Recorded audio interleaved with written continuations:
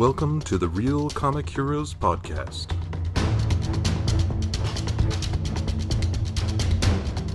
Your adventure into the world of comic book movies starts here. Greetings, citizens, and welcome to another adventure of the Real Comic Heroes Podcast. My name's Travis. And I'm Patrick. Ready for some characters. Yeah, why not? Now the great guessing game. Will I know half of these people? Last week, I think there was only that one weird aardvark anteater thing that I didn't know. Yeah, Cerebus, yeah. But we did find out what an aardvark is, so that was worth the look at Cerebus. I'm always going to think of the three-headed dog. Yeah, when I hear that name. Right. Would have been cooler. Yeah. All right, let's jump into it. Okay. Looks like at the top we got number 95. Oh dear. Yeah. Who do we have? Ooh, number 95, Savage Dragon. Isn't that like a music band? Oh no, that's Savage Garden. Never mind. I thought you were talking about Imagine Dragons. Oh, yeah, there you go. Savage Garden and Imagine Dragons had a band. Yeah. Savage Dragon. There you go. Not a clue who the heck that is. So it's kind of, I mean, he's kind of an indie comic character. I think he's an Image comic character. But he's kind of weird. I mean, he's a big, hairy green dude with a like Finn mohawk. You have to look him up. He's got a cool look. I mean, he's pretty simple. I mean, I don't think he wears a costume really, but he's a cop. I think he's a Chicago police officer. So it says, created by Eric Larson, the Savage Dragon has all the trappings of a great comic book hero. He's a hulking green humanoid with a fin on his head that suffers from amnesia. Dragon is also a Chicago police officer that wards off the super freaks when they try to terrorize his city. So I wonder if he's a little bit like Hellboy. Yeah, it seems that way. Yeah, still he's also one of the two original Image Comics series that's still being published to this day. Now that's as of, I think, like 2009 when this was written, but I think he's kind of still going around. I think the other one there is Spawn. But yeah, I've read a few things with him, with Savage Dragon, not much, like some crossover stuff with Spawn. But it says his first appearance is Megaton number 3 from July of 1986, so that must be something that Eric Larson did before Image Comics was even a thing. But yeah, just a big powerhouse kind of. I think he had an animated series for a little bit. Not certain, but I'm pretty sure. I love the art on Savage Dragon. I love Eric Larson's art. He was a longtime artist on Spider-Man, and he draws one of my favorite Spider-Man kind of versions. So yeah, I dig the art of Savage Dragon, but yeah, I never really read it. So yeah. It makes me think of he kind of reminds me of the Netflix anime Dorohedoro. Don't know it. He's got like it's like a guy with I'd put him like at an alligator head. Totally different concept, but the look just made me think of him. He's got like spikes as a mohawk. Oh, okay. Big green head, so it just made me think of that. Right on. But yeah, the story's completely different. So, yeah. I mean, the only thing they have in common, I guess, is they're probably doing investigations or something. Yeah. Yeah, I imagine he's a lot like Hellboy. Just he takes down other like monsters, stuff that is beyond the ability of a normal beat cop. So he's kind of like an underground X-Men.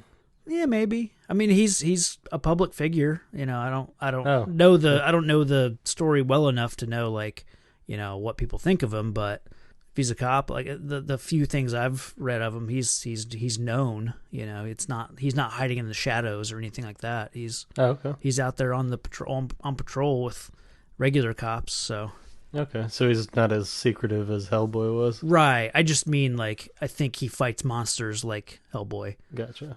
Interesting. Yeah, I be interested to find, to look into some Savage Dragon. Yeah, I'm not too keen on the name, No, but that may be the band's fault for that. Cool. Yeah, I had never heard of that character at all. So yeah, cool.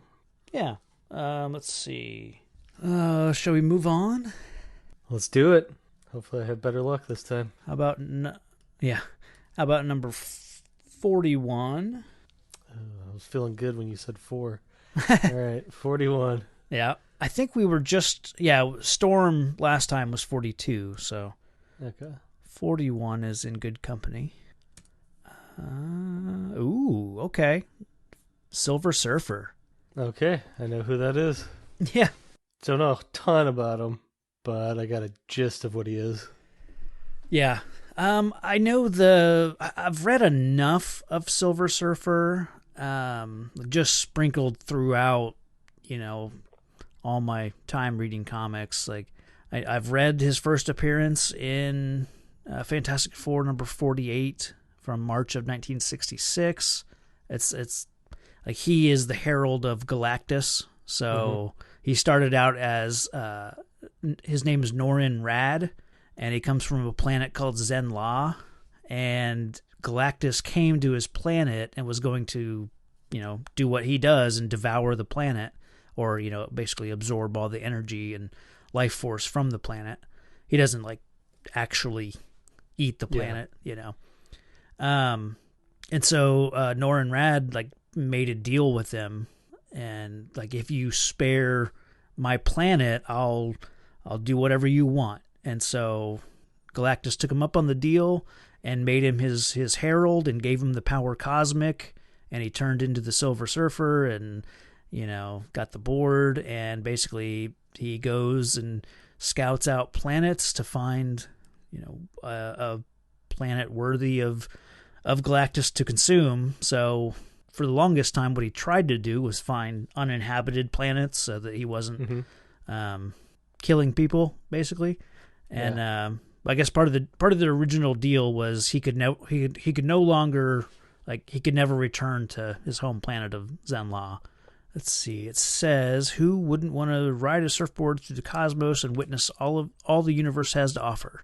Silver Surfer has the coolest mode of transportation this side of Ghost Rider, but his power comes with a heavy burden.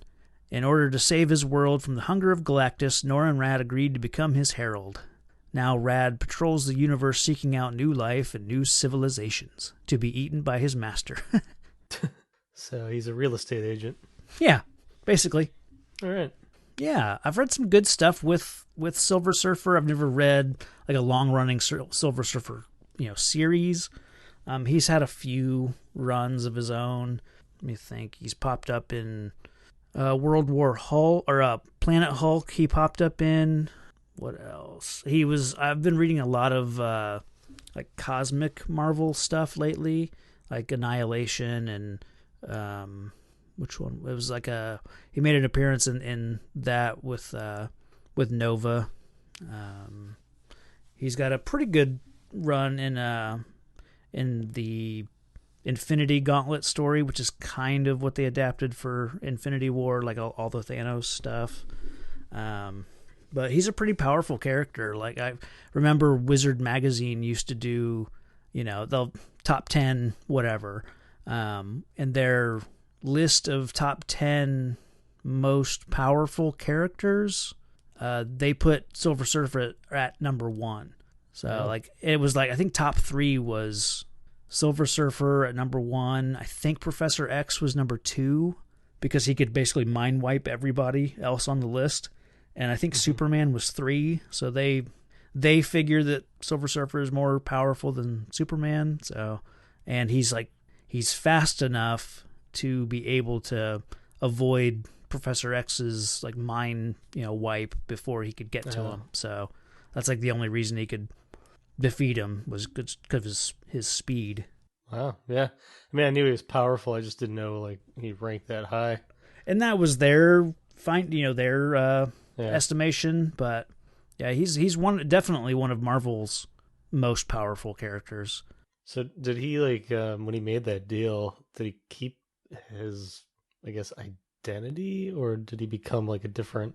No, he basically kind of became like a blank slate, and he served Galactus for a long time and didn't know he was like dooming people to their death. I think when he made the deal, he thought he would retain his identity and his consciousness and morality and all that.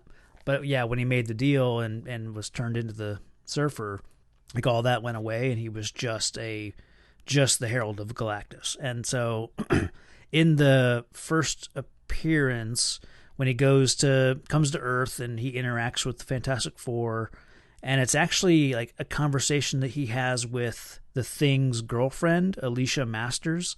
Like, she's talking to Silver Surfer, and he's basically telling them, like, your planet's going to die. My master will be here in, days. And she basically convinces him, like, humanity is worth saving, and there's life here, and there's good in people, and like she's the one that makes him realize that there is good, or there's things worth saving, and that kind of shows him the people he's been dooming, for years and years, serving Galactus. So kind of snapped him out of it and gave him a little bit of humanity, and that's what made him turn on Galactus. And he, vowed to, or he quit being the Herald of Galactus, and he retained the powers.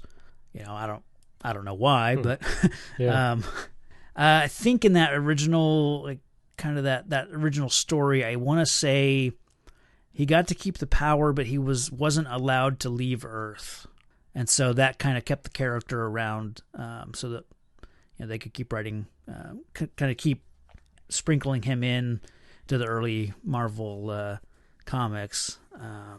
But so I assume his homeworld got eaten then? I don't. Oh, that would suck. Like if Galactus just went right over there and. Well, the deal's broken, so. Right. Yeah. He's got his right. I don't know what the status is of Zenla. Maybe he's so powerful he doesn't want to mess with him. Right. Something. Yeah. I know he's come and gone from being the Herald of Galactus, and Galactus has had other heralds after Silver Surfer, like Fire Lord, and I forget some other ones, Terrax. But yeah, Silver Surfer is kind of a cool character. I really like. Not a great movie, but the Fantastic Four 2, The Rise of the Silver Surfer. Like, I think the Surfer is my favorite part of that movie. I think they did a really good job with him. The physical performance is Doug Jones, who did like Abe Sapien in the Hellboy movies. He's on Star Trek Discovery as the main alien guy that's like part of the main crew, and then voiced by Lawrence Fishburne. So it was a really good combination to make Silver Surfer in that movie. It was a shame that they didn't get to do more with them. I mean, like I said, the movies weren't great, but I think he was a standout. I was gonna say those were like one and dones with me, so I haven't seen it since it was out, probably on video. Right. He seems like a potential piece to tap into that I'm surprised nobody has yet. Yeah, you mean other than the Fantastic Four film? I think once they bring the Fantastic Four into the MCU, I think it would. I doubt it'll be too long before they then introduce Silver Surfer. So I could see him running into the Guardians or something. Sure. Yeah, he spends a lot of time out there in space. So yeah, and they're the main, I guess, cosmic team, if there was one, in the MCU. Yeah. Well, I guess I'm just trying to remember. Thor's with them now, right? In the movie, they're kind of going to team them up. Yeah. But who knows, what'll happen there. Cool. Yeah. All right. On to the next. 1 for 2. Yeah. Going down to number 21. All right. I'm feeling good. Yeah. All right. Number 21, The Spirit. Wasn't there a movie? Yeah, there was. Yeah. He's like I think of him like the Shadow. Yeah, I was thinking more like Dick Tracy. Okay, yeah. Yeah. Yeah, in that same vein. The Spirit, first appearance, The Spirit #1, June 1940. The only thing I know about The Spirit is that he's created by Will Eisner, and Will Eisner has an award in comics named after him, so you win the Eisner Award every year or something like that. Like, I don't know what the award is for, but yeah, it says The Spirit may have started out as a Sunday strip in a newspaper that was looking to capitalize on the budding comic book industry, but now the character represents one of the medium's biggest influences for sequential, serialized storytelling aimed at adults. Most of the Spirit's adventures take place in the fictional Central City. Denny Colt has done his fair share of globetrotting, which has brought him face to face with all types of criminals. Yeah, so he's wears a hat, he wears a domino mask, and I imagine he just uses his fists for most of his problem solving. And so he doesn't have like any paranormal kind of connection. I don't with think the so. spirit world or anything. Not that I know of. I saw the movie that came out.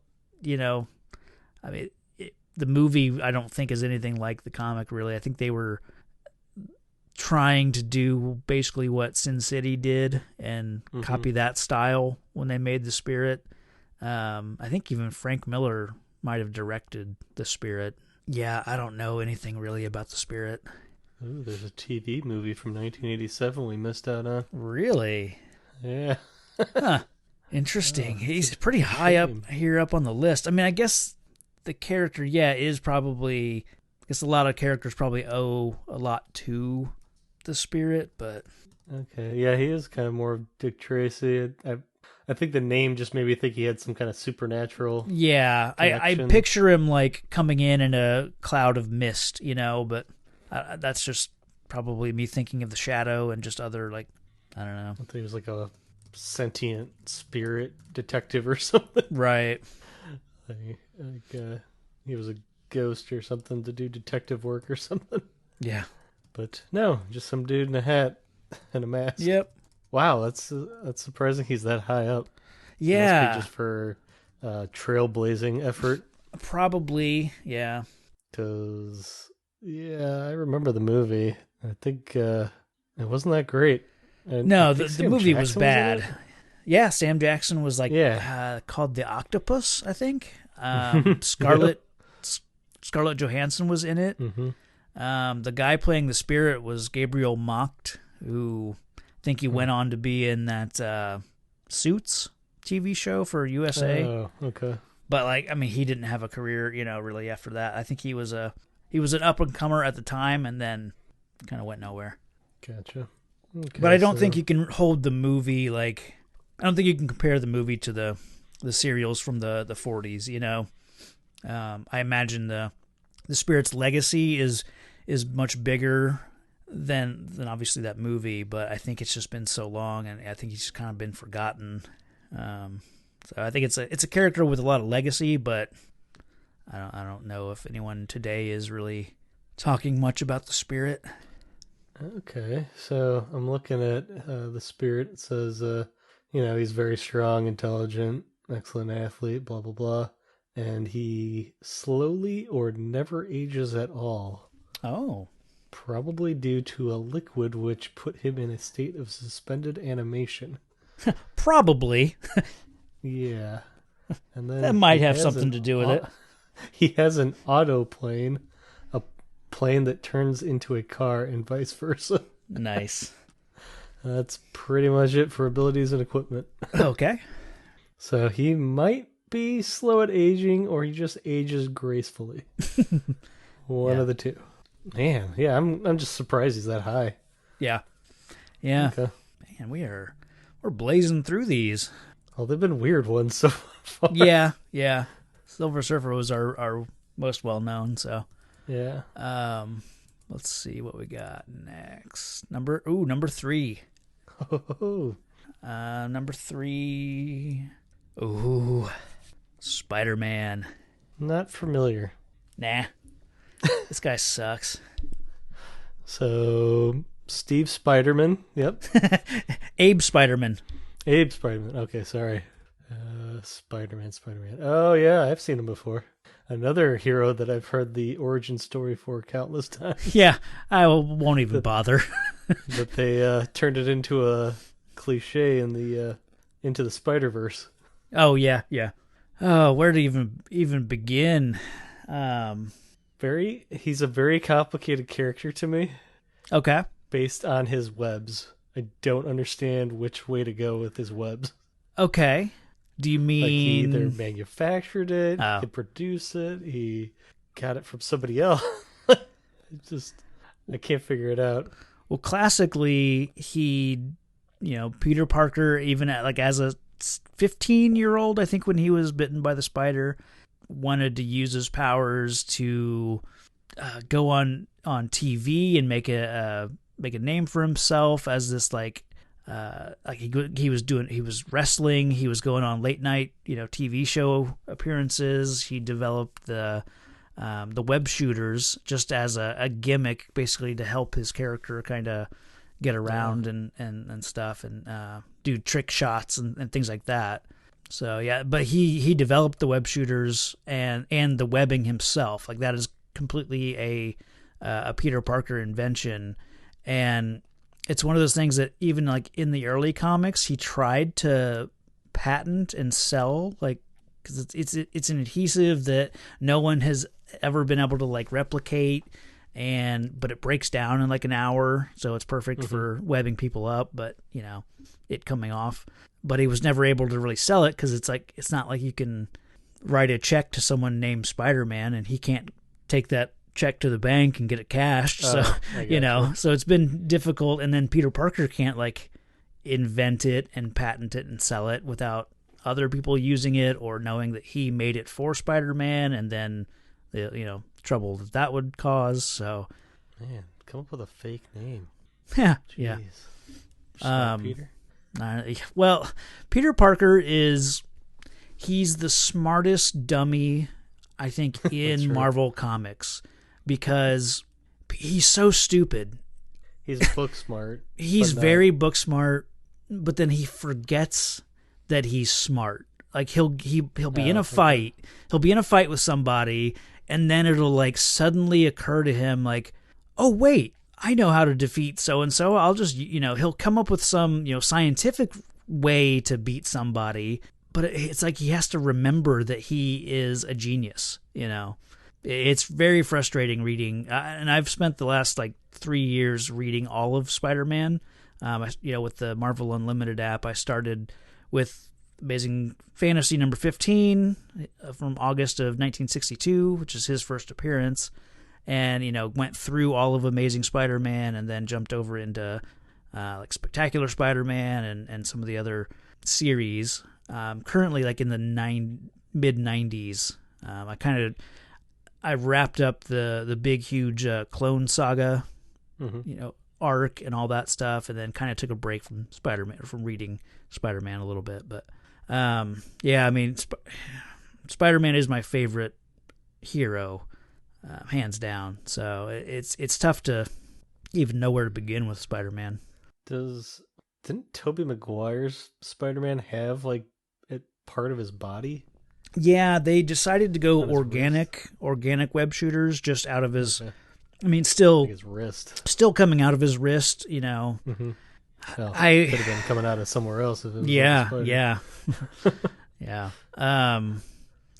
That to me, it's like they didn't want to try to explain that he would be smart enough to come up with web shooters and the webbing and all that, so they decided to make it organic, which is something I think the Ultimate Comics was doing, that a lot of that movie was based on. So, but it is weird. Like, why would you get bitten? Why would you get bitten by a spider and develop all the spider powers, and then you develop web spinnerets in your wrists like that? Genetically, and like that wouldn't make sense. So, Well, that, and why would you get bitten by a spider and not get the webs? Yeah. Like the most famous thing of a spider. Right, yeah. So that's also weird. You get like the sticky fingers, I guess. But, yeah. and a sixth sense or spidey sense. Yeah. And well, strength, of course. Oh yeah. Yeah, for a long time he was one of Marvel's strongest characters. But I mean, that was kind of in the early 60s when they only had like 20 characters. It was, he was, I think it was like Thor, the Thing, Hulk, or well, Thor and Hulk were like, kind of neck and neck. And then the Thing, and then it was Spider-Man, and then like, a couple other characters after that. But they've kind of dialed his strength back a little bit. He's not, Okay. I think he can lift like 10 tons or something like that. But yeah, it's always just been weird him having to like reload his wrist canister thing or something, because he flings around all over the city like there's no tomorrow. It's always kind of seemed like he can go a long. Well, it depends on the story. He can either go for a long time without needing to change cartridges, the webbing cartridge, or it's like, if they need it for the story, it's like, oh, I'm out of webbing, as he's falling to the ground. Yeah. So it's all matter of like plot convenience. Yes, he's an interesting cat for sure, because he's had a really like an odd history. Like he started off as a high school student, and then towards the end of the 60s, into the 70s, he was a college student, and just like I said, he's very smart, but then it's like because of being Spider-Man, he can never commit to being to school on time or getting his homework done because he's fighting Electro or things like that. Like Spider-Man has always been the reason that he's never like thrived, with people, with school, with business, which of course that all goes back to his Uncle Ben being killed and him feeling responsible for that. So it's character-wise, it's a great like setup for a character. Do they ever get past him being a student? Yeah, so in let's see, most of the 70s, he was in college and then became like a student, or what is it? Like he was undergraduate for years and years. He was professor's assistant or something? Yeah, there you go. PA. Yeah, so he was still in college for a long time, like into like most of the 70s. Then in the 80s, I think he kind of like he got out of school, didn't really do anything, couldn't hold down like a science job, and was pretty much just doing photography for the Daily Bugle, pretty much full time. I'm trying to think like through the 90s.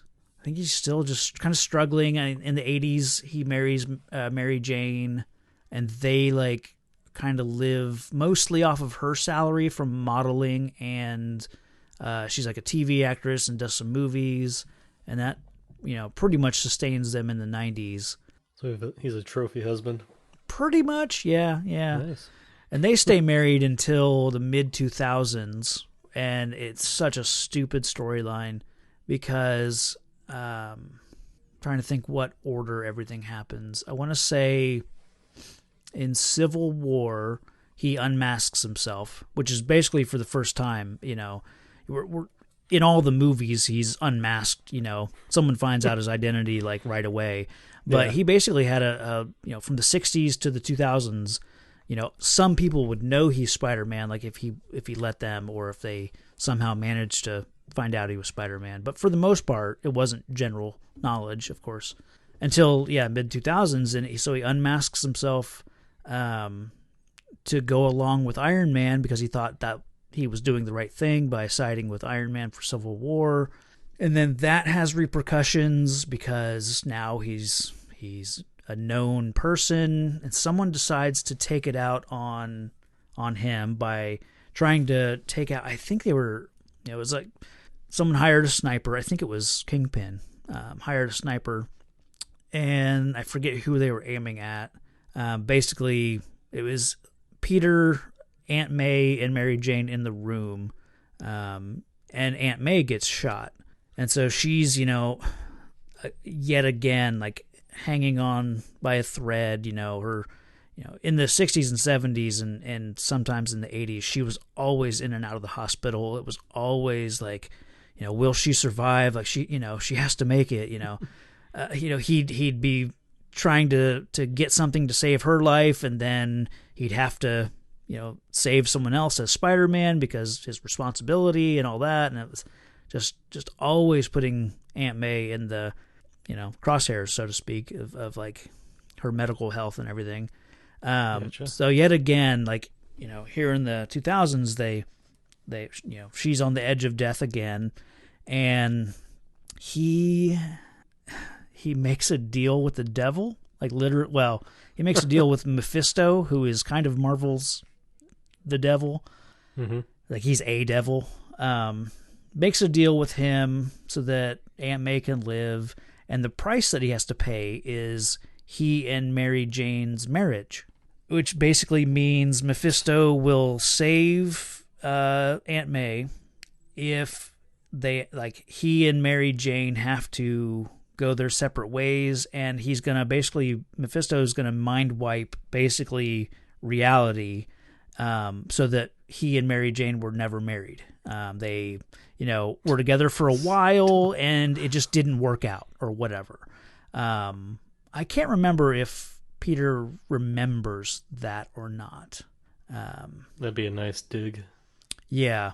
It was basically a way for Marvel to take the character kind of back to the fun-loving bachelor days. I mean, not that he was ever a fun-loving bachelor, but I think they didn't know what to do with Peter Parker at this point. Like, they never really could decide whether or not to make them parents, Yeah, Spider Kids. Yeah, like they did go down that road, and it was she was pregnant. Mary Jane was pregnant for a while, and then like she thinks that she had a stillborn child, but I think in reality, Norman Osborn took the child, and like, oh good lord, yeah. So, but they believed for the longest time that they had a baby and it didn't make it. So, I think somewhere out there in the Marvel reality is they have a child, but they don't know that it survived and all that. So, I haven't gotten down like that road yet of figuring out where that goes, but yeah, I have like a blank spot in my Spider-Man history, because like I said, I've been reading from the beginning all the way to the 90s, but then like I started reading Spider-Man here and there, like in the late 90s, mid 90s. I'd pick up a issue here or there just whenever I could. So none of my stories, like I could never get like one book after the next. Like it was one here, one there. There might be 10 issues in between. Yeah.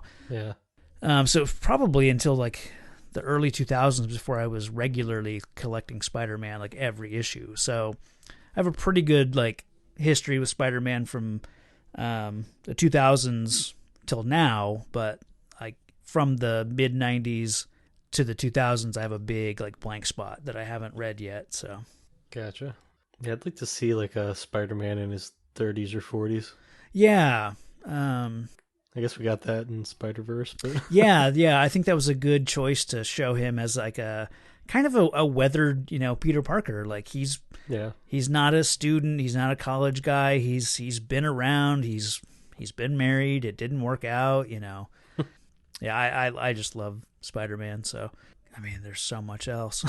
I love the story of like the history of Spider-Man. Like it's always for a while it was kind of different, but then like Stan Lee would tell the story of making Spider-Man, and it was always like no matter what you watched, like if you watched an interview or you heard him on a talk show or something, he'd say, I was in my office and I was looking up at the wall and I see a spider and I think, wow, that's really cool. What if someone could walk on walls, And he decided to give someone like initially, like he always would tell it as he saw a fly.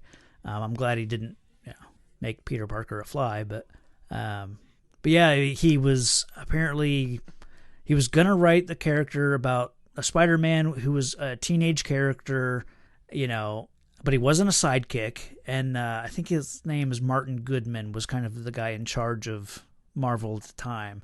And he was like, people don't like spiders, and kids have to be sidekicks. What else you got for me? So he kept doing whatever he was doing, and they had this magazine called Amazing Fantasy that was kind of on its way out. Like, I think issue 15 was going to be its last issue, and so they just gave it to Stan and said, "Yeah, put whatever you want in it." So that's where he wrote the first story with first appearance of Spider-Man. He decided to write the story and use all that stuff about him just being his own person, and he being a young kid with his own problems, and that's where it takes, like, the origin takes place like in a matter of, I think, 2 pages. Like, he gets bitten by gets bitten by a spider at a some kind of tech demonstration, and then quickly, like, I think he basically has figured out that he has powers like 2 panels later, and then it cuts to like, I'll make a suit, and then that next panel he has a suit ready to go. Like, it just kind of rushes through the origin, and then he's performing for late night TV shows and the wrestling thing, and then he's like collecting his money from the wrestling thing, and that's when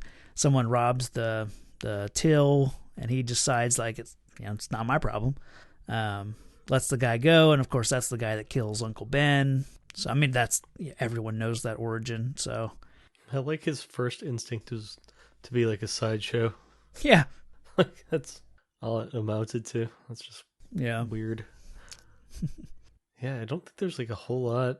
It's a long running character, but I feel like I've only ever gotten to know like the beginning. Yeah. Since I'm based in movies.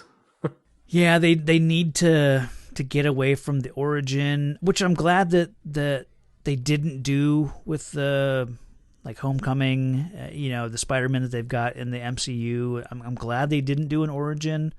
I'm kind of surprised they didn't do some kind of flashback, to kind of tell it. Like, so far they haven't shown anything of Uncle Ben or him, getting bitten by the spider. So I'm impressed with the restraint, but I'm surprised that they haven't wanted to visualize it somehow. But yeah, I'd like to see Peter Parker in college, and we got that with Tobey Maguire. Honestly, I'm kind of surprised he would try college. Oh, really? Yeah. Oh, well, I mean, if we're talking about the MCU as it is now. Oh, sure. I could see him just going straight into superhero work, I guess. Oh, yeah, because they've... Like as an Avenger or something. Yeah, because they've like ramped up the timeline of him like already being an Avenger and being in with Tony Stark and all that. Yeah, it'd be tough for them to just go the college route and the struggling. Like, they haven't even bothered with making him like a struggling photographer. I don't see that happening really. Maybe, but because I always thought that was like the weakest thing ever, was him being a newspaper photographer. And how would you even do that now? You'd have to be like a blogger, I guess. Yeah. But then they'd be like, how do you keep getting all these Spider-Man pictures as this right, random dude? That's always been like a running thing of like, how do you get these pictures? Like, even how do you get these camera angles? And he's like, well, that's trade secret. I can't reveal that. Yeah. There have been storylines where someone will be trailing Peter Parker to find out how, like, they think that he works with Spider-Man, like, because J. Jonah Jameson thinks Spider-Man is a menace and a crook and all that. Yeah. He would say that he pays Peter Parker to be somewhere so that he can like stage a phony display of and that's how Peter Parker knows where to be at the right place at the right time, that sort of thing. But yeah, and that's the point. It's like a weird choice because you're making yourself public in two ways. I've never really quite understood that path. I could see him like kind of doing freelance work as like a scientist, apprentice of sorts, like helping out with certain things maybe. Oh yeah. Well, the problem with But- him like holding down any kind of job that's been meaningful is like Spider-Man always Yeah. gets in the way, you know. Yeah. In the mid to late 2000s, they tried. They went down this road of making Peter Parker like he finally used his genius to start his own tech company.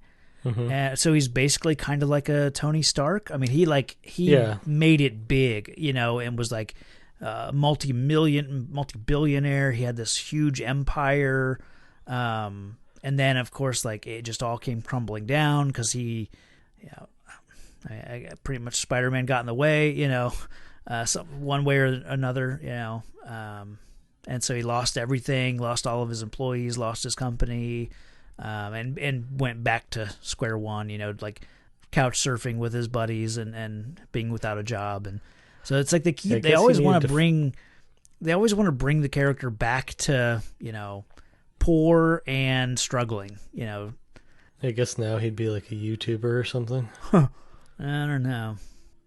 I kind of like how they seem to always try to keeping him around school and science. I want to say right now I'm off and on reading the current Spider-Man stuff, like mostly because I'm like 6 months behind because of I read everything on the app. But like he's trying to think if he had a job as a high school, like teaching at his high school as a science teacher. Okay. That was a pretty good gig for him. That was nobody, you know, did anything between the hours of 7 and 5. Yeah. But yeah. I think I figured it out. Okay. He would be in Silicon Valley creating startups, so he didn't have to stay with it. Yeah. You know, like developing something. You know, Yeah. I don't know, somewhere in the background almost. Where Right. He develops something, sells it. That's kind of what he did when he like built up Oh, Parker really? Okay. Industries. Kind of like he developed this device called like webware because of course it has to be like spider themed. But it was like it was basically wearable tech. I mean, it was kind of when like Google Glass was big and Apple Watches were starting to become a thing. So in the comics, it's like he developed this thing that you wore on your wrist. It was your computer. It was your phone. It was your everything. It was what connected you. It was connected to the internet at all times. And then Dr. Octopus basically, it's a long story. I won't bother trying to explain, but basically Dr. Octopus was there from the start and put a bug in the system basically, and that used everyone's webware against them. He basically created a kind of like a Big Brother kind of thing, like you know. So instantly, it was like everyone trashed their webware, and his company, you know, went broke overnight, basically. So he just needs to pick better people to work with. Yeah. Interesting. Yeah, because I don't understand the whole keep him in school and sciencey. If I do, I mean, I think those are his strengths. You know, being in science is definitely where he needs to be. I don't mind him being like a school teacher. But does it play in? Because everything I ever saw as a kid was him as like a photographer. Right. And I barely saw anything with the science other than a quick, you know, oh yeah, we made these web shooters. Yeah. And that was pretty much it. He is the fact that he had good grades or something. Yeah. But that's the thing. Like, he's a very smart person. Like, he's a genius.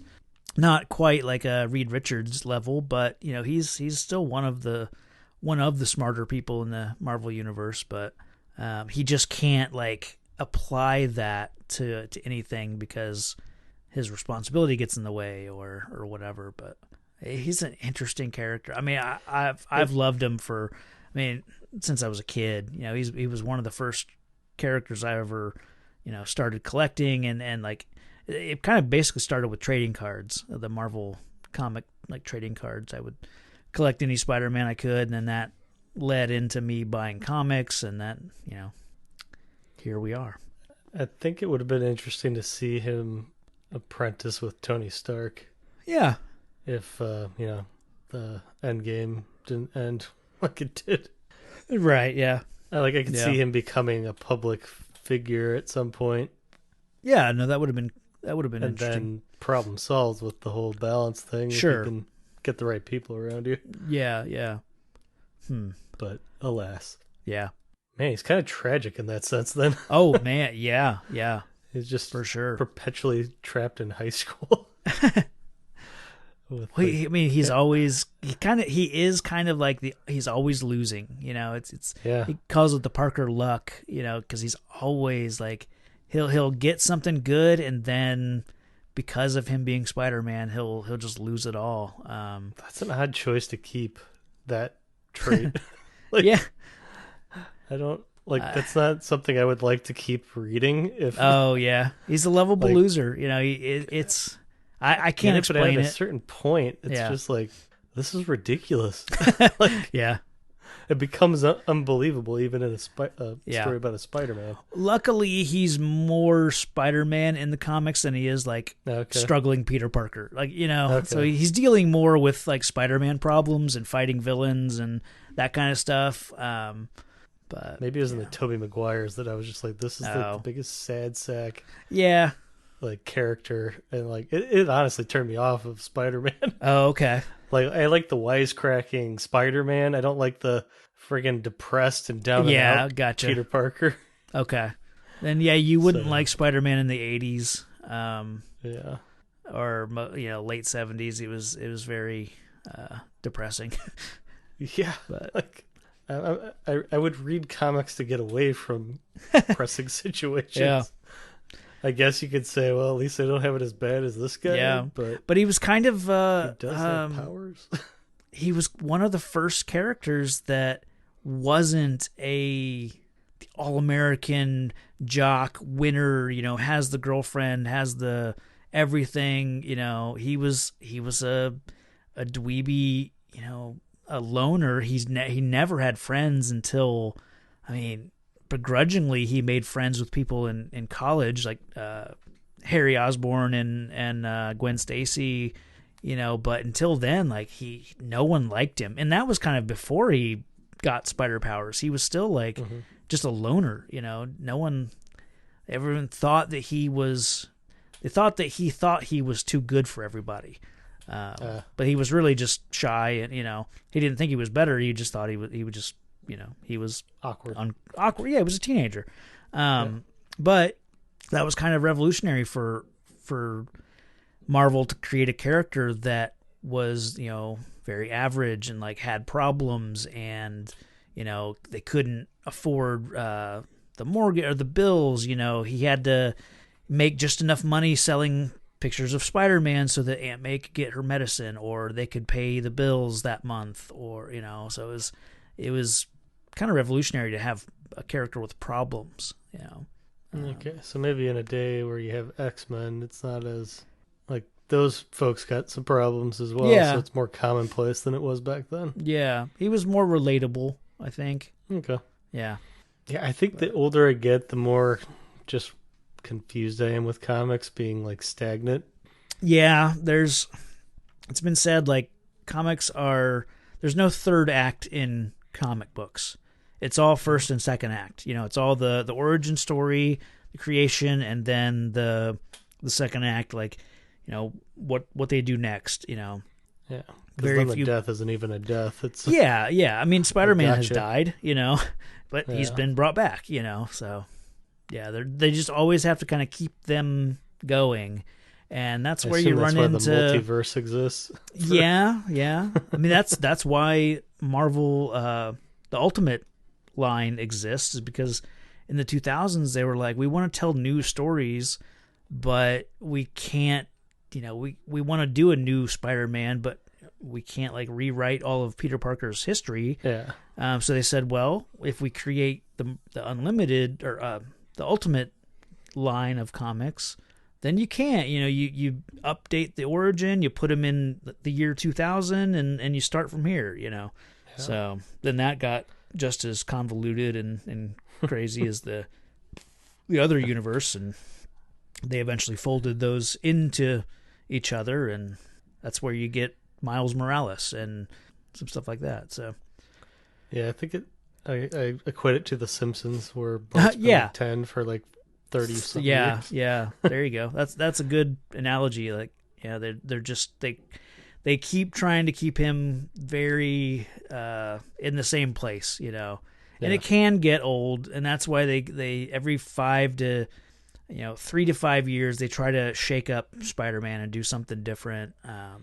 Seems more common now for them to try new things with Spider-Man and change things up, but for a long time, I mean, in the 70s, 80s, and 90s, it was kind of very consistent, just very like, you know, he was kind of treading water, but it was at least like it didn't seem they weren't like restarting things. And Yeah, that's the only thing that's weirded me out about Spider-Man is just that they can't seem to get him to grow. yeah, But I mean, that's how most of the characters are, in a sense. sure. I mean, freaking Batman hasn't gotten over his parents in God knows how long. So, Yeah, what you I gonna think do? I think Batman's a little similar that way. You kind of have to keep the status quo as much as you can. At least there you got Batman Beyond, Yeah, where he's passing it on, yeah, yeah. and he's like a grumpy old man, which I love. Well, and they've branched out with Spider-Man. You got Miles Morales is Spider-Man. You've got Gwen Stacy as Spider-Gwen or Spider-Woman. There's several other Spider characters now that they've kind of built a Spider universe of, and so they've got some good storytelling there. So I just picture Peter Parker biting all these kids. yeah, that'd be awesome. Chief, we got this 30-year-old man going around biting kids, throwing them off of rooftops to see if they can shoot out webs. That'd be tragic. Yeah. It's like 1 in 20 works out or something. Nice. I like that Yeah. storyline. Let's go with Yeah. that. Yeah, let's pitch it to Marvel. All right. Yeah. I could talk more about Spider-Man, but I think that's enough for this time. So So that was the third one, right? that was the fourth one.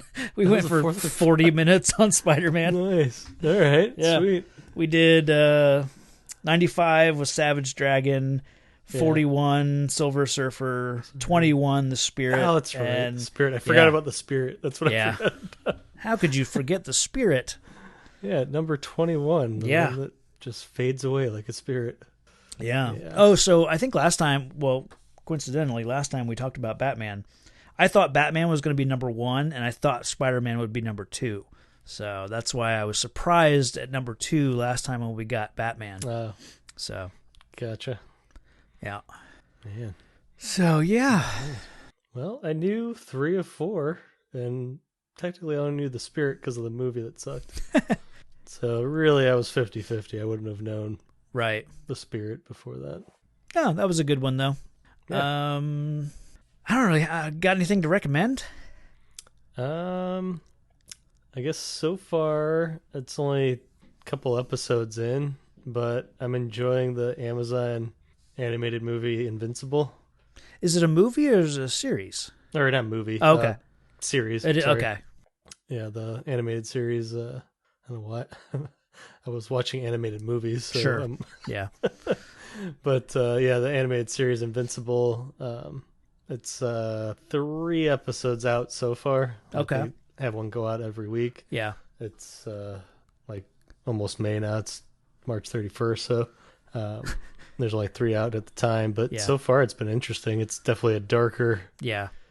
Yeah, I read the first volume of the series. comic years and years ago, so I kind of remember bits of it, but not much. I remember it like it has a big twist, like a couple chapters in or something like that. But Gotcha. Yeah, it's I'll give like a basic recap, like of the without spoiling anything, but it has to do with like I guess the son of the most powerful, super being on the planet Earth. yeah, And kind of the ups and downs of having that relationship and how his life flows from there.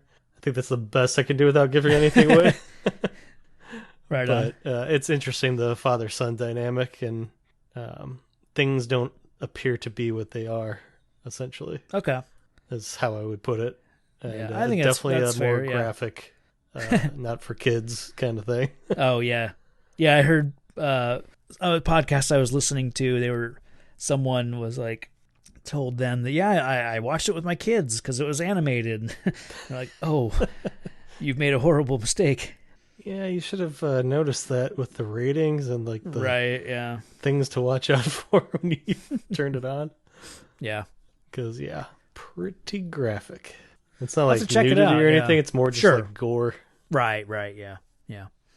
Cool. What would I recommend? I did check out the Zack Snyder's Justice League, and Oh, yeah. I'm glad I did. 8-hour movie. Yeah. Was it like 4 hours or At something? 4 hours, yeah. Oh. I think it's worth the time. I did it all in one sitting. I know some people were because it does have chapters. It's like broken into 6 chapters, I think. Okay. So you could do, bits of it at a time. That's cool. Yeah.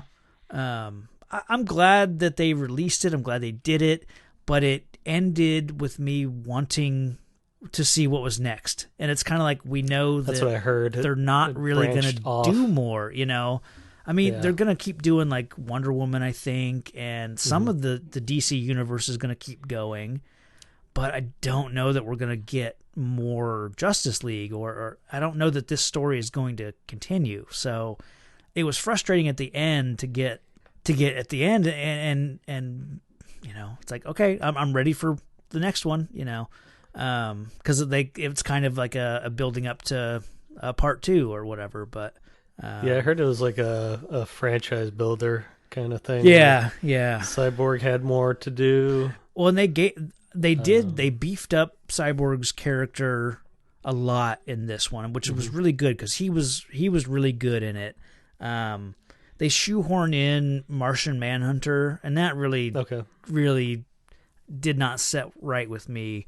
I won't spoil, like, they basically put him in one scene, well, 2 scenes, but basically the scene that they put him in the first scene that they put him in, it basically, because he's a shapeshifter, so he can be other people, and it, like, you find out that this really great conversation that 2 people were having, one of them was Martian Manhunter. So that great scene between 2 characters didn't really take place with those 2 characters. So if those 2 characters meet later, one of them won't know that they talked before, It just doesn't make sense. Like, Yeah, okay. so I don't know. It just rubbed me the wrong way, but overall, I really enjoyed the whole movie. But I could have done without the Martian Manhunter stuff. Just them trying to shove it in there for no reason. Yeah.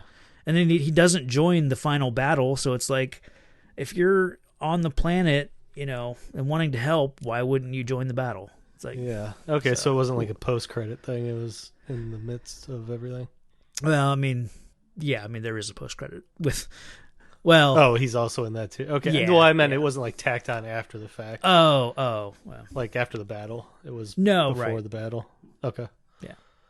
Okay. but I recommend it. It's definitely worth your time. But Yeah, I heard somebody say that they kind of were intrigued by Jared Leto's Joker all of a sudden. I actually was too. I Okay. forgot about that. But yeah, like I kind of liked the Jared Leto Joker. It's kind of in a weird scene, but I mean, why yeah, not? I heard it was bizarre, but Yeah. but it did have a quote that I really liked. I won't spoil it here, Okay. Oh, yeah. but I don't know Yeah. if that saved it or not, or what the deal was. But If it's what I think it was that was weird. But it had to do with Robin. oh, okay. Yeah, that's right. Yeah.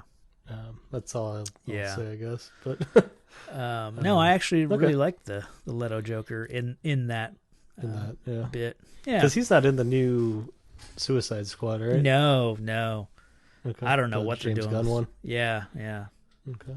So Yeah, I saw the trailer for that, and I'm kind of like lost as to who's in it. yeah. Wait, where's Will Smith? But we'll see. Yeah. Okay, cool. Cool. Yeah, is that just on HBO Max for the time being? It is, well, as far as I know, it's going to stay there. Oh, okay. Because it does start with they call it an HBO Max original. So I think it's going to stay so on ponied that. up the money. I think, Gotcha. yeah. Whereas, like, when they released Wonder Woman 84, it was still a Warner Brothers movie that they released on HBO and HBO Max and whatnot, and then they pulled it off, and you could buy it on Blu-ray, and they shopped it around to other places that you can buy it. I'm sure it'll come back to HBO, but gotcha. Yeah, I think so. They're using it as a ploy to get people on HBO Max. Which I think, Gotcha. I mean, as of right now, they're doing the same thing with Kong versus Godzilla. Oh, really? Jeez. Yeah, it releases today when we're recording. Some money. Yeah. Wow. But it's probably, I doubt it will stay and live on HBO. It'll probably go away and get shopped around too, and I don't know, but we'll see. Gotcha. Okay. Yeah. I think that's probably going to do it, though. Yeah. Yeah. So I guess until next time, stay safe out there, citizens. Thwip, thwip. And then we were now on a roll. The Fantastic Four was a big seller. The Hulk was doing well. So Martin said, Stan, dream up another one. So I did Spider-Man.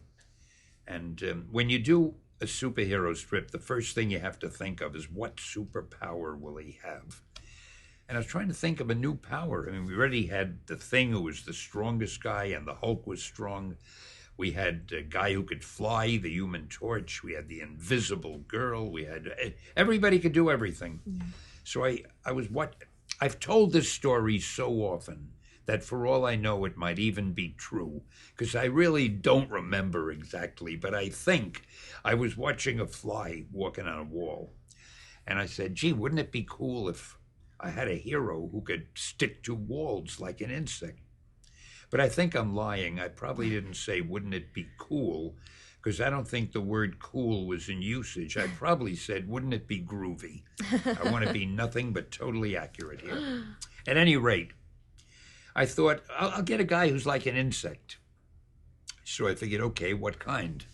What'll I call him? Insect Man? That didn't sound dramatic. Mosquito Man? Yeah, I went down the list. When I got to Spider-Man, oh, that sounded dramatic. So I figured I'd call him that, and then we had him shoot webs, and that was great. And again, I tried to keep it realistic. In order not to make him a typical hero, I made him an average guy who was kind of unpopular. He was sort of a nerd. The kids didn't like him. They thought he was a bookworm. He didn't have enough money. He had to support his old aunt. He was an orphan. He was shy and so forth. And it turned out he was somebody that the readers could relate to. So he became very successful. He became our most popular character. Thanks for listening to the podcast. Find the show on Facebook and Twitter at Real Comic Heroes. All music and audio are the property of their respective creators.